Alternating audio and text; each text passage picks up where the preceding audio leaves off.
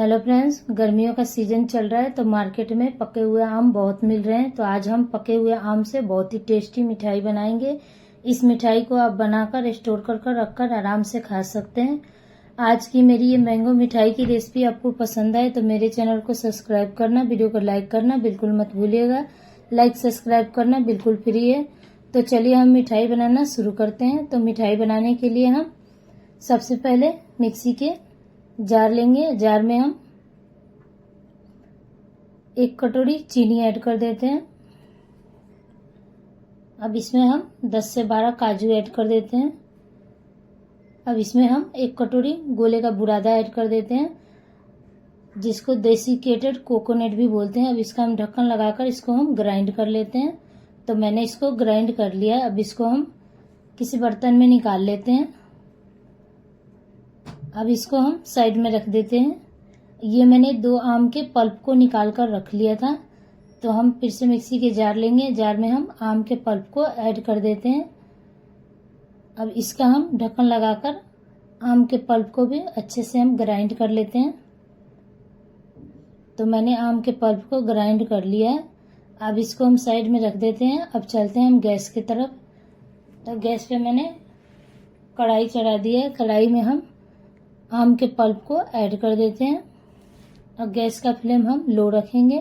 Low flame पे हम 2 minute के लिए आम के पल्प को भून लेते हैं। अब इसमें हम 1 कटोरी मिल्क पाउडर ऐड कर देते हैं। इससे मिठाई में टेस्ट बहुत अच्छा आएगा। मिक्स कर देते हैं। अब जो हमने मिक्सचर बनाकर रखे थे उसको हम ऐड कर देते हैं। इसको भी हम मिक्स कर देते हैं। गैस का फ्लेम आपको लो रखना है। लो फ्लेम पे इसको हम 4 से 5 मिनट के लिए बराबर चलाते हुए अच्छे से इसे डो के फॉर्म में आने तक इसे हम भून लेते हैं। अब इसमें हम फ्लेवर के लिए आधी छोटी चम्मच इलायची पाउडर ऐड कर देते हैं। अब इसको हम बराबर चलाते हुए इसको डो के फॉर्म में आने देते हैं। तो ये डो के फॉर्म में आ चुका है। ये आपको अभी गीला लग रहा है। जब ये ठंडा होगा तो ये ड्राई हो जाएगा। इसको साइड में रख देते हैं ठंडा होने के लिए। अब हम तब तक मिठाई के लिए स्टफिंग तैयार कर लेते हैं। तो मैंने आधी कटोरी डेसिकेटेड कोकोनट लिया है। अब इसमें हम 2 चम्मच पीसी हुई चीनी पाउडर ऐड कर देते हैं। अब इसमें हम 1 कटोरी मिल्क पाउडर ऐड कर देते हैं। फ्लेवर के लिए इसमें हम आधी छोटी चम्मच इलायची पाउडर ऐड कर देते हैं। ये मैंने उबला हुआ 1 गिलास दूध लिया है।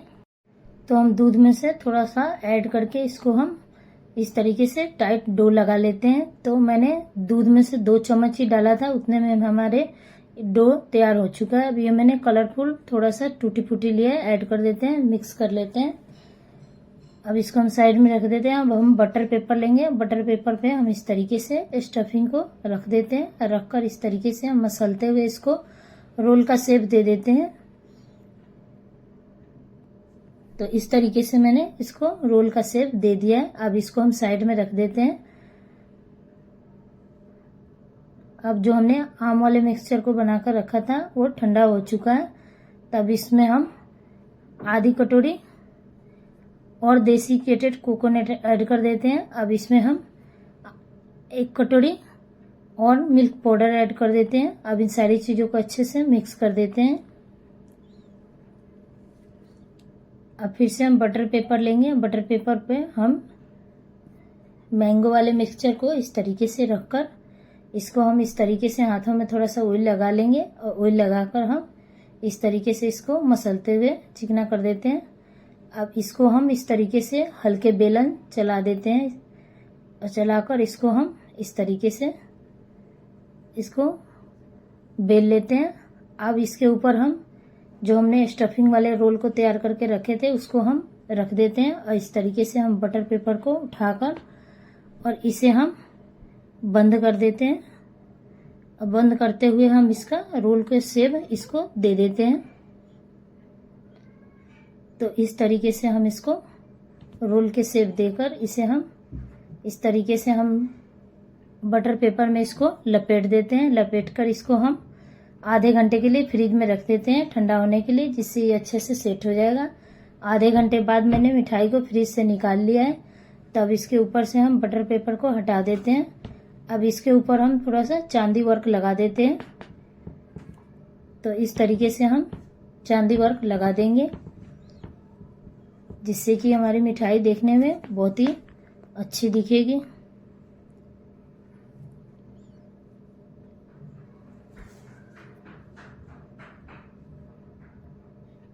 अब हम मिठाई को काट लेते हैं। तो मिठाई को हम चाकू की मदद से इस तरीके से छोटे छोटे पीसेस में हम इसको काट लेते हैं। तो इसे बनाना बहुत ही आसान है। आम का सीजन चल रहा है, तो आप आम का ये मिठाई बनाकर आप ज़रूर से ट्राई करिएगा, खाने में बहुत टेस्टी लगता है। तो मैंने सारे मिठाई को काट लिया है, आप देख सकते हैं। अब इसको हम चलते हैं मिठाई को, आप देख सकते हैं मिठाई कितनी अच्छी दिख रही है। जितनी अच्छी ये दिख रही है उससे कहीं ज़्यादा ये खाने में अच्छी लगती है। अब मैंने मिठाई को सर्व कर लिया है। तो एक मिठाई को मैं आप लोगों को तोड़कर दिखाती हूँ। तो आप देख सकते हैं मिठाई के अंदर से भी स्टफिंग कितनी अच्छी दिख रही है। ये खाने में भी बहुत टेस्टी लगता है। तो इसे बनाकर आप ज़रूर से ट्राई करिएगा। अगली बार फिर मिलते हैं एक ऐसी ही नई रेसिपी के साथ। तब तक के लिए बाय बाय।